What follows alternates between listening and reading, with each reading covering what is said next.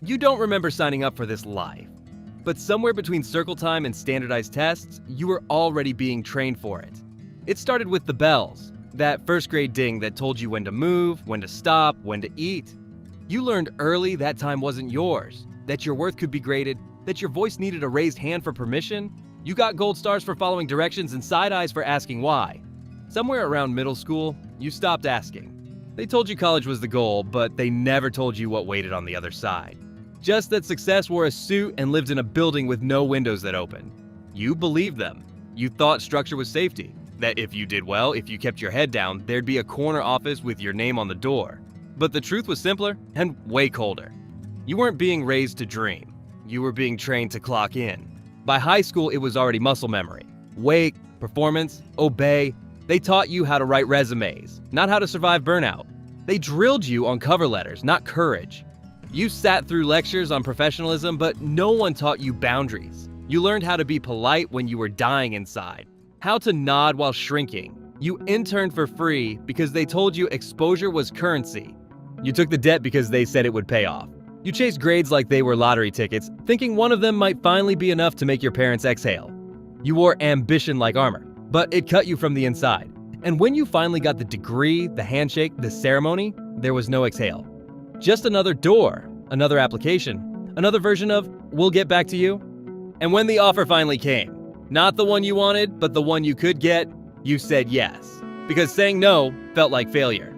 You signed the contract, picked out your first work outfit, and told yourself this was the beginning of something. You were wrong. It was the start of something ending. The part of you that believed life could feel free, that mornings could be peaceful, that Sundays didn't have to carry dread. You walked into your first day ready to prove yourself, to show them you were worth the salary, even if the salary barely covered rent. You smiled, you shook hands, you memorized names, you sat through meetings where no one said anything real. You learned how to look busy, how to send emails that said nothing but sounded important, how to paste enthusiasm over exhaustion. It was a performance, and you nailed it. Because you had to. You didn't even notice when the clock took over, when your calendar filled itself, when let's circle back became the new goodbye, when your lunch breaks got shorter and your nights got quieter. The job didn't just ask for your time, it took your mind. Your weekends started getting invaded by to-dos that couldn't wait. You stopped reading books, stopped reaching out, stopped checking in with yourself. The dreams you once had now felt childish. Who has time to write a novel when there are unread Slack messages and a quarterly review coming? You were always tired but never asleep. Always busy, but never moving. Always proving, but never enough. And the worst part? You started to believe this was normal. That adulthood was supposed to feel like a slow leak you couldn't find the hole for. They never told you that success might feel like a prison in business casual. That climbing the ladder could mean hanging yourself on the rungs. That the dream they sold was a shift you'd never clock out of. You tell yourself this is just the beginning. That it gets better. That the next job, the next raise, the next role will be the one that finally makes it worth it. But deep down, there's a voice that whispers something colder. This is the life, and you're already in it. The freedom you thought you were working for, you traded it the day you believed showing up on time was more important than showing up for yourself. It creeps up on you, how fast 5 days disappear and how slow 2 can feel. Monday hits like a weight, not a loud crash, just a dull pressure behind the eyes in the pit of your gut, like something unfinished is chasing you again. You wake up already behind. Emails are waiting. Deadlines that weren't yours now are. You shower in silence, you dress without thinking, you scroll your phone while your coffee brews, and wonder if this is what adulthood was supposed to feel like. You tell yourself just to make it to Friday. But it's Monday, and Friday might as well be another country. You sit in traffic or on a crowded train next to people who look like you, drained before 9 a.m. No one speaks. Everyone scrolls. You step into your office or log onto Zoom and start the dance. Smile. Greet. Pretend you slept. Pretend the small talk doesn't wear you down. You shuffle through meetings that could have been emails and answer emails that should have never existed. Your brain drifts, but your cursor stays alive. You click, you respond, you stay visible. Because visibility is survival here. It's not about doing good work, it's about being seen doing work. You start measuring worth in notifications. Praise becomes performance. You nod on calls while your soul checks out. And the worst part? No one notices. Because they're checked out too. Lunch breaks aren't breaks. You eat with one hand while replying with the other. You eat fast. You eat numb. Sometimes you don't eat at all. You stare at spreadsheets and dashboards and slide decks until your eyes sting. You reread the same paragraph 5 times because your brain's too fried to process it. You book meetings to talk about other meetings. You get roped into side projects with no upside. Your boss praises your can-do attitude, which is just code for you don't say no. You lose track of time not because you're in flow, but because you're disassociating. It's not burnout. It's a slow unraveling. By Wednesday, you're bargaining with the clock. If you can just make it to 3, you'll take a quick walk. If you can get through this call without snapping, you'll reward yourself with takeout. You start negotiating rest like it's a luxury. Like basic peace is something you have to earn. Your posture folds in on itself. Your eyes dull. You stop checking in with friends. You say, we should catch up, and never do. Even though weekends don't feel like weekends anymore. Saturdays for recovery, Sundays for anxiety. By the time you start to breathe, it's already gone. Back to inbox zero and calendar invites from people who use circle back like punctuation. You start counting your PTO like rationed oxygen. You dream of quitting at stoplights. You look up remote jobs at 2 a.m., eyes dry, heart heavier than your resume. You tell yourself this is just a phase, that things will settle. But they don't. You fantasize about silence, not the absence of noise, but the absence of pressure. You wish someone would cancel all your plans, all your responsibilities just long enough for your nervous system to remember how to rest. But there's no pause button, just back to back to back. You even start feeling guilty for feeling tired, like exhaustion makes you ungrateful. So you wait for the weekend. You worship the weekend. You post about it. You plan for it. You count the hours like a prisoner scratching tally marks into stone. But weekends go fast. Too fast. And they don't heal. They numb. They're not rest. They're a reset you don't have time to complete. Because before you know it, Sunday night arrives, and with it, that familiar pressure in your chest, and the cycle restarts. You tell yourself this is just life, that everyone does it. But deep down, just because it's common doesn't mean it's okay. And you start to wonder, if you're always living for the weekend, what kind of life is that? You made it. That's what everyone keeps saying. You've got the job, the salary, the benefits. You're not scraping by anymore. You're leading meetings now, not just sitting in them. Your name's on reports. You get CC'd instead of ignored. Promotions came, maybe not fast, but they came. You dress the part now, you speak in bullet points. You've learned to say strategic alignment and bandwidth without flinching. You've got a 401k, a dental plan, a title. But it doesn't feel like success. It feels like camouflage. Because with every step up, the room gets colder. The stakes rise, but the meaning fades. You're paid more, but you pay more too. In hours, in peace, in parts of yourself that don't grow back. The smile you wear in morning stand-ups feels rehearsed. Your wins are quiet, your failures are broadcast. You get called a rock star one day, and not collaborative enough the next, for doing the exact same thing. You start tailoring your tone like it's wardrobe. Too firm, you're difficult. Too soft, you're ineffective. You walk a tightrope with no applause. You become good at shrinking without looking small. And the climb, it never stops. The moment you get comfortable, someone younger shows up with less baggage and more buzzwords. They've got followers. They've got the latest certifications. They've got energy. And you've got Advil in your desk drawer. You start attending conferences you used to dream about and realize half the speakers are winging it. Imposter syndrome never leaves. It just wears nicer clothes. You know how to play the game now. You pad your calendar, you time your email sends, you add thought leadership to your bio and try to sound inspired on LinkedIn. But it all feels like smoke. There are moments, flashes, where you almost feel proud. When you get through a brutal quarter, when your team hits the mark, when someone pulls you aside and says, I don't know how you do it. But you do know.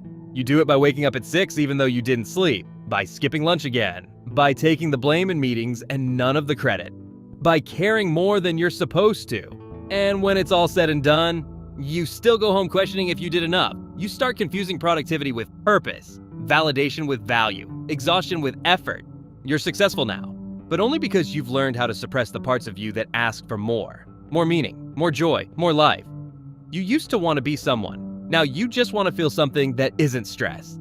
You catch yourself fantasizing about quitting in the middle of a Tuesday.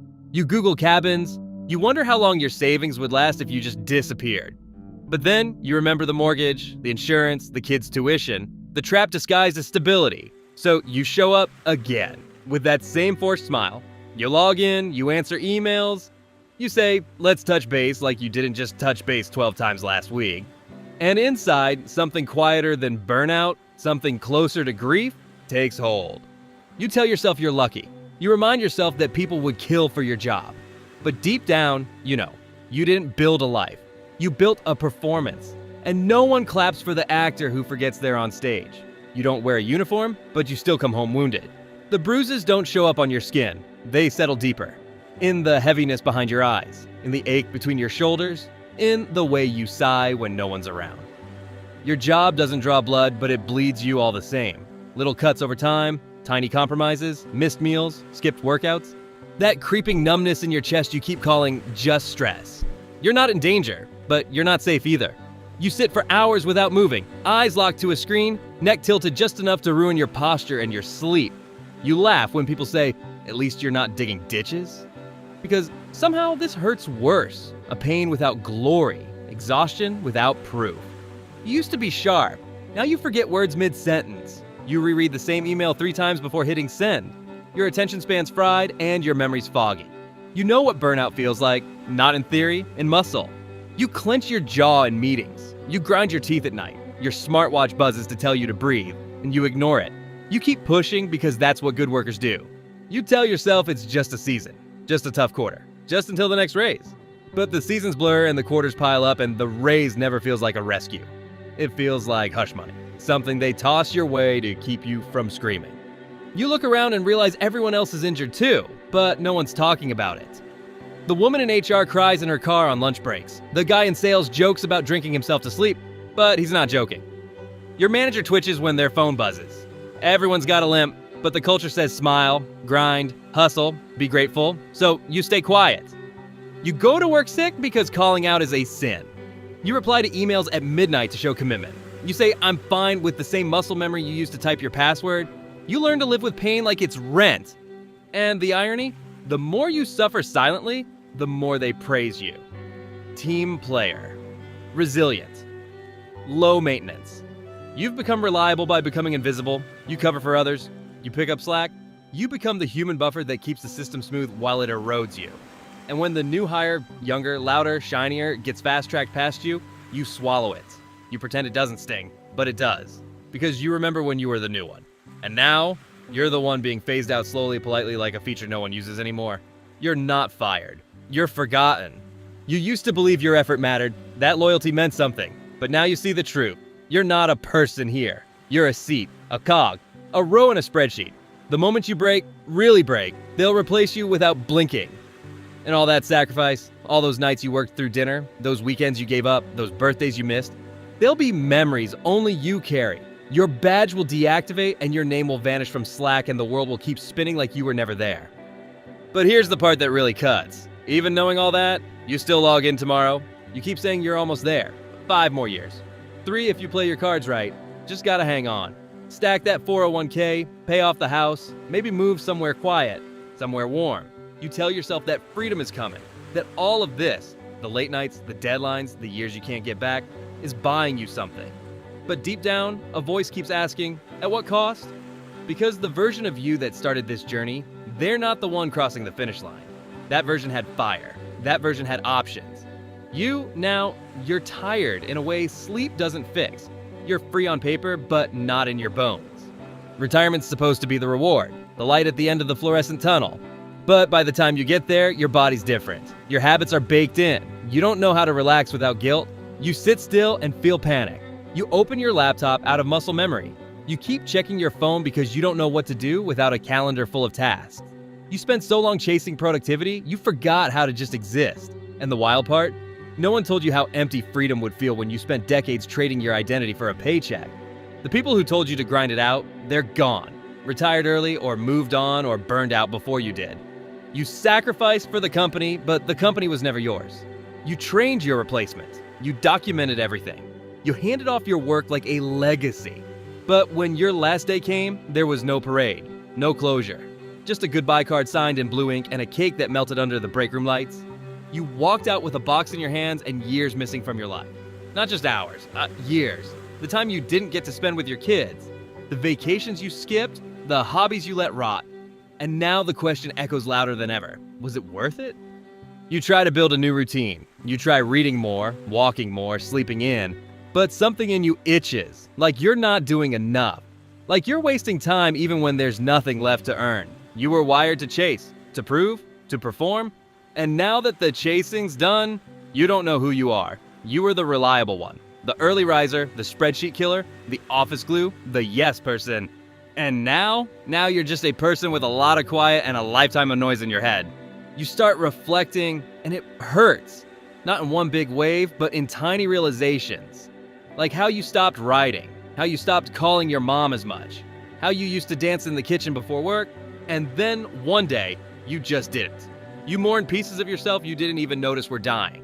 You were so busy surviving the job that you never got around to living the life. You paid your bills, you met expectations, you did the responsible thing, but the responsible thing cost you things that responsibility doesn't refund.